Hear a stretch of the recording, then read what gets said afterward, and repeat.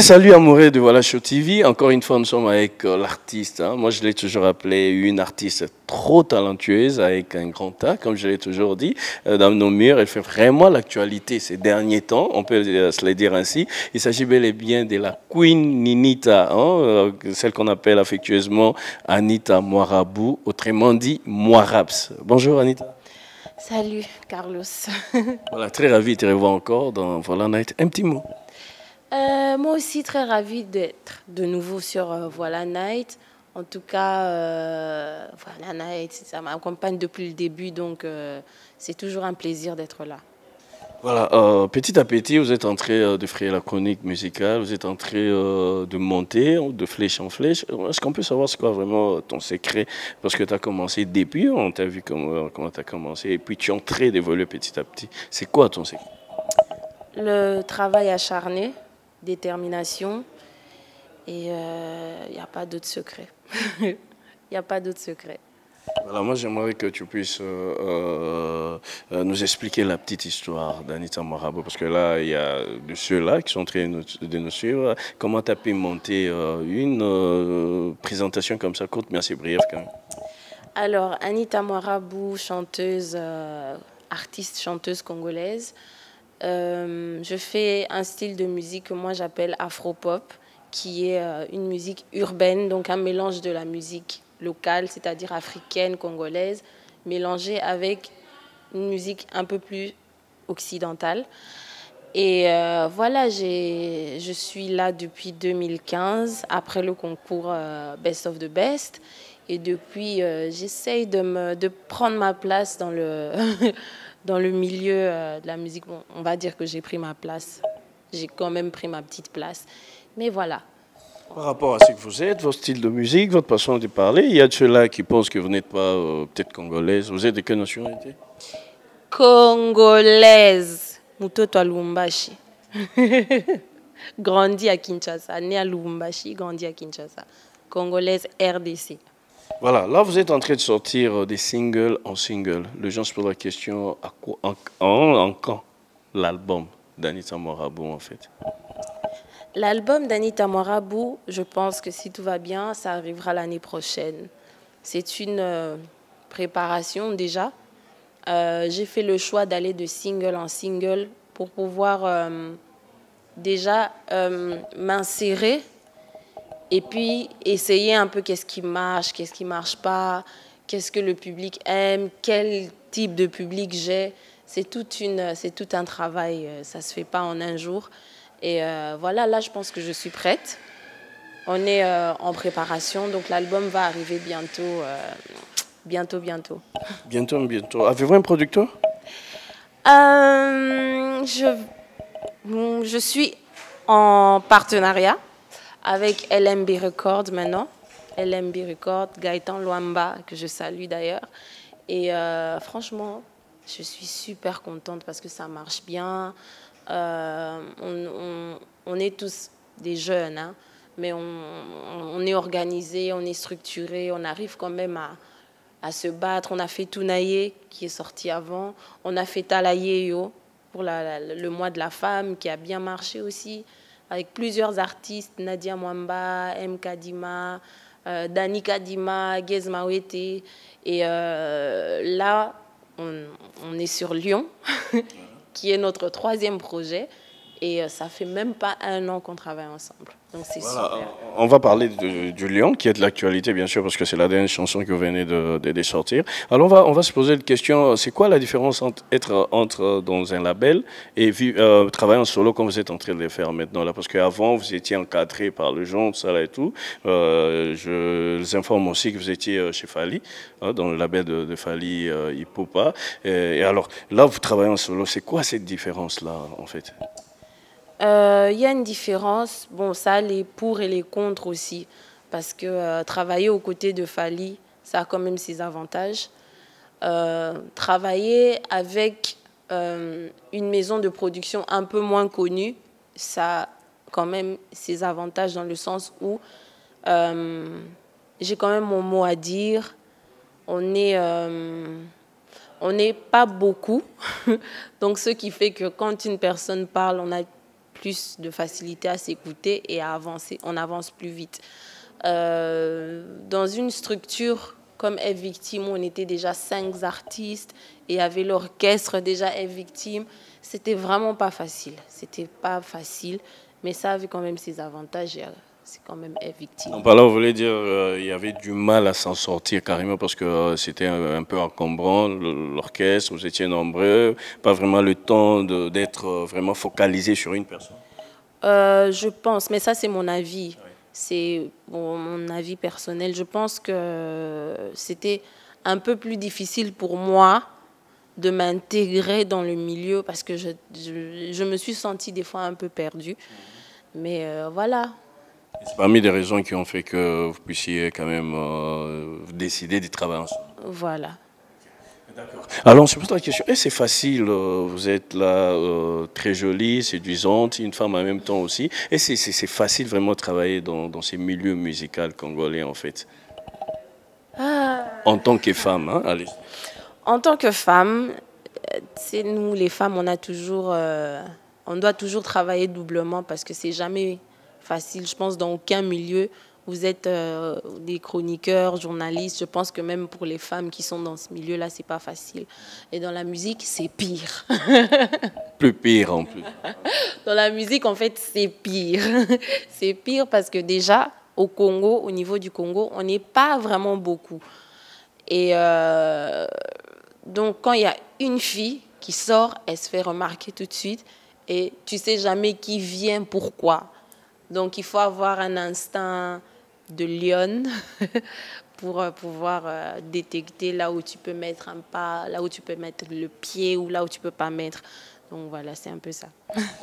Vous êtes victime de plusieurs accusations. Je ne sais pas si je vais les appeler de fausses ou vraies. C'est à vous de nous les confirmer en même temps via des réseaux sociaux. Là, actuellement, attends, je commence un peu à énumérer. Anita Marabou sorti avec Gez Mawete. En même temps, Anita Marabou est en train de sortir avec entre guillemets Fally Ipupa. Anita Marabou a été, j'y arrive, ça vous de répondre. En fait, quand même, Anita Marabou a été violée par un politicien quelque part ici.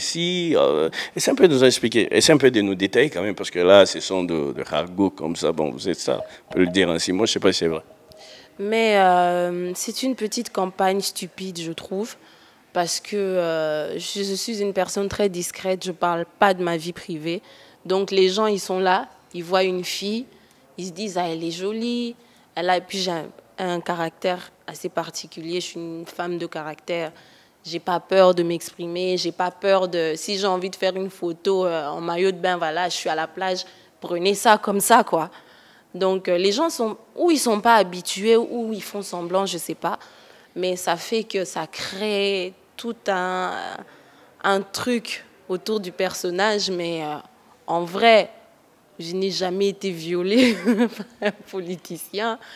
C'est pas vrai, quel que ce soit. Non, absolument pas. Après, ma vie privée, ce que je fais, je sors avec tel ou un autre tel, c'est mon problème.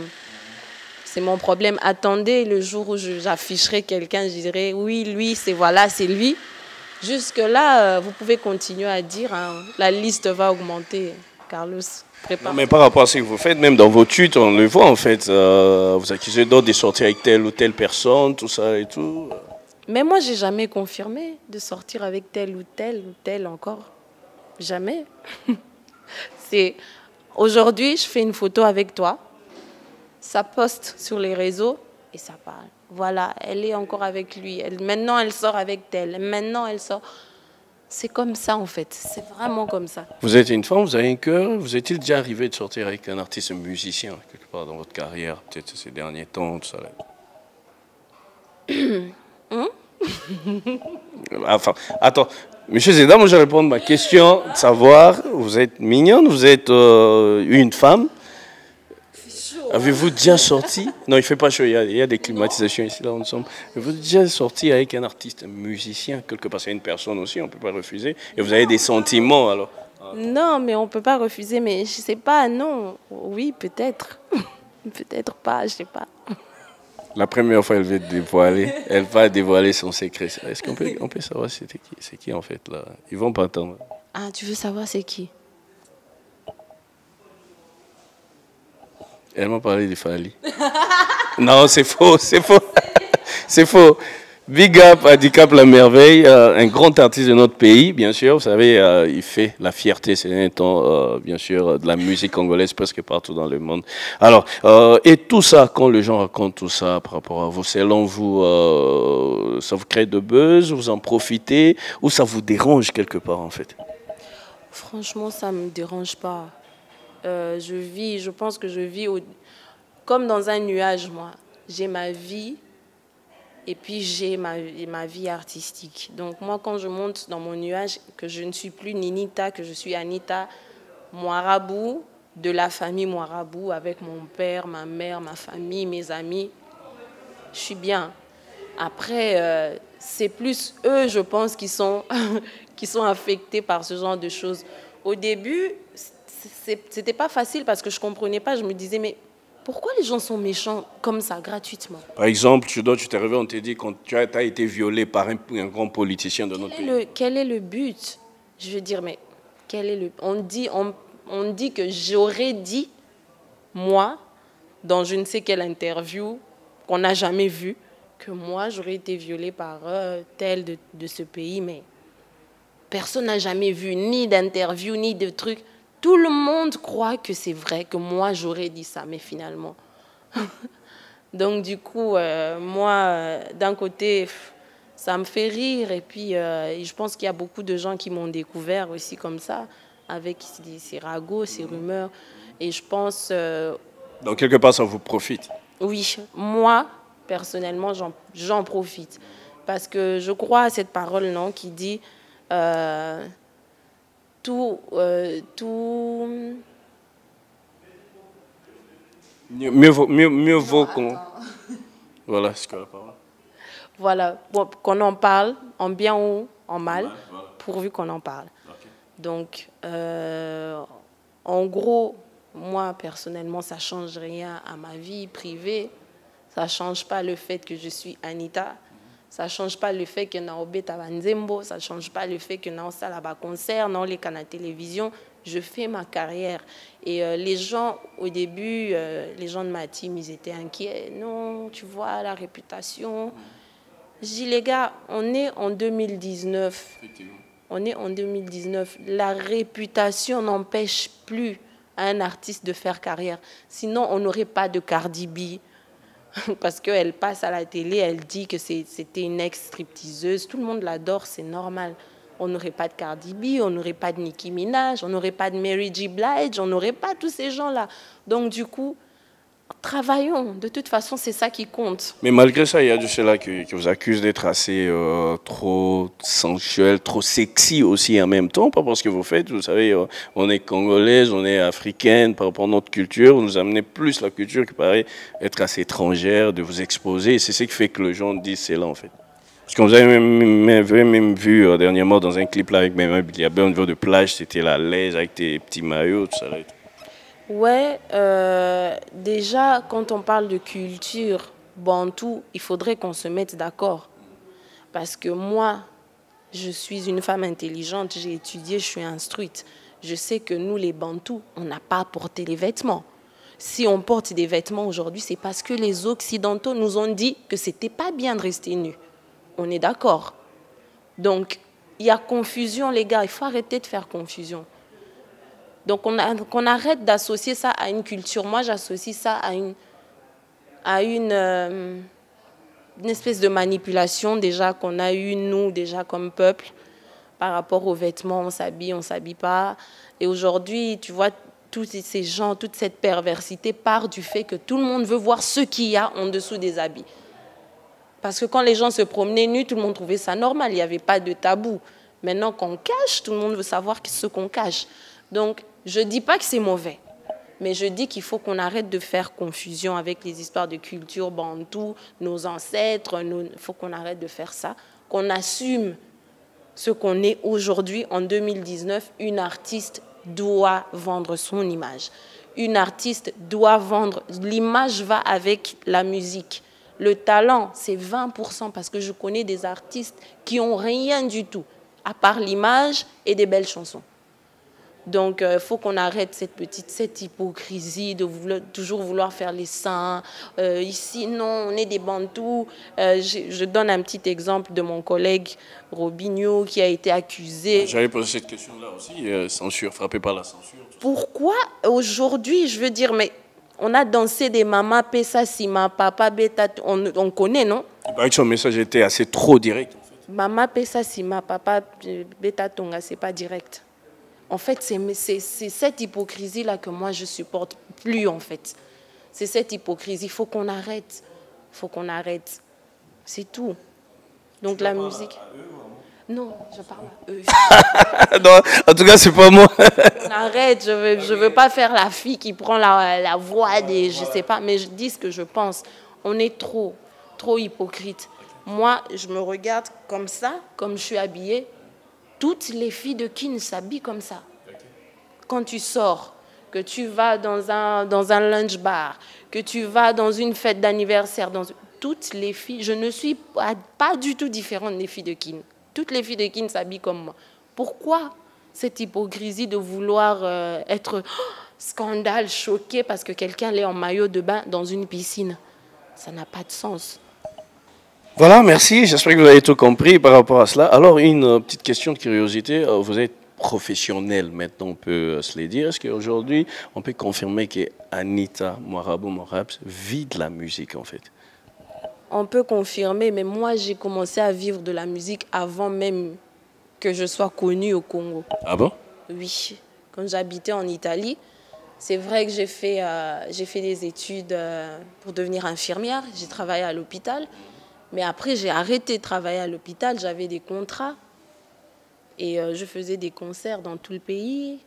On allait en France, on allait en Espagne. Et je vivais comme ça, de la musique. Et aujourd'hui, ça n'a pas changé. Voilà. Vous avez fait un featuring avec une grande dame de la musique congolaise, la Cléopâtre, Maman Billy Abel. Je pense qu'ils ont vu. La chanson a été produite par Dief Ndiadi, les Teta, Don de Dieu. Ça vous avez fait quoi en fait en faisant un featuring avec on a vu Maman Billy assez déchaîné, un beau clip, sensuel, tout ça. C'est quoi l'expérience que tu as essayé d'acquérir par rapport à ces dieux-là? Moi, ce Dieu-là, c'est un Dieu d'enfer, parce qu'on voit deux générations, deux voix, deux niveaux. Il y a Maman Biliabel, bon, et puis il y a moi aussi, Nandenge Nanga. Et c'était le résultat, moi, aujourd'hui, même quand j'écoute la chanson, déjà, même la chanson, les mélodies, très inspirées. En tout cas, félicitations, parce que c'est... Merci, merci. C'est une chanson que j'aime beaucoup. C'est un projet. Aujourd'hui même, des fois je regarde, j'arrive pas à croire que j'ai fait ça en fait. Vous en avez reçu quelque chose par rapport à l'expérience, travailler avec une grande dame comme elle, plusieurs années, tout ça? Bien sûr, déjà il y a eu échange d'aura parce qu'elle a son aura et c'est une Biliabel. Elle m'a quand même transmis quelque chose. Et puis à part ça, beaucoup de conseils déjà en off parce qu'on n'était pas que sur les tournages. Ça nous est arrivé de manger ensemble, ça nous est arrivé de sortir. Et beaucoup de conseils, beaucoup de techniques. C'est une femme, c'est une maman qui est riche, franchement.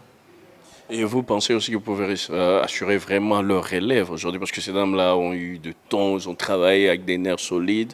Anita Mwarabou pense qu'elle peut assurer cette relève-là? Je vais assurer cette relève-là. Voilà, parlons, maintenant on va chuter de son actualité. Elle vient de sortir vraiment un morceau. Là, c'est vraiment une tuerie, je peux le dire ainsi, intitulé Lion. Parle-nous-en. Lion, c'est une chanson qu'on n'a pas, le genre de chanson que j'ai pas vraiment calculé. On venait de sortir, on a sorti un single qui était dansant. Et puis j'ai réfléchi. J'ai dit, ok, je vais regarder un peu dans le marché à quoi. Parce qu'à l'époque où j'ai fait King Fever, j'étais la seule qui faisait ce truc-là. Un clip coloré avec des filles qui dansent, un peu osé. J'étais la seule. Et aujourd'hui, je me suis rendu compte que tout le monde fait ça. Donc, je voulais pas... Je voulais innover, faire un truc, lancer une nouvelle tendance. Et ils m'ont dit, mais Anita, pourquoi tu chantes pas? Voilà. J'ai dit, mais ça veut dire quoi? Mais j'ai chanté et tout. Non, t'as pas chanté. Chante avec ta voix, avec ton cœur. Et dans Lyon, tu as chanté? Oui, en tout cas avec mon cœur, parce qu'à la base, moi, je suis une chanteuse de musique soul. Soul, en anglais, ça veut dire âme. Et c'est une musique que je fais depuis que je suis très petite. Donc, on a écrit le texte avec Jack Inga. On a trouvé des mélodies. Puis, je suis entrée dans la cabine et j'ai fermé les yeux. C'était parti. Vas-y, vas-y. N'hésite jamais quand tu veux me dire je t'aime. Même si tu viens de le faire, baby, redis-le quand même. N'hésite jamais quand tu veux me dire je t'aime. Même si tu viens de le faire, baby, redis-le quand même. C'est à moi que tu parles? À Lyon. Non, je t'ai emporté, excusez-moi. Voilà, donc, alors, on va chuter, bien sûr.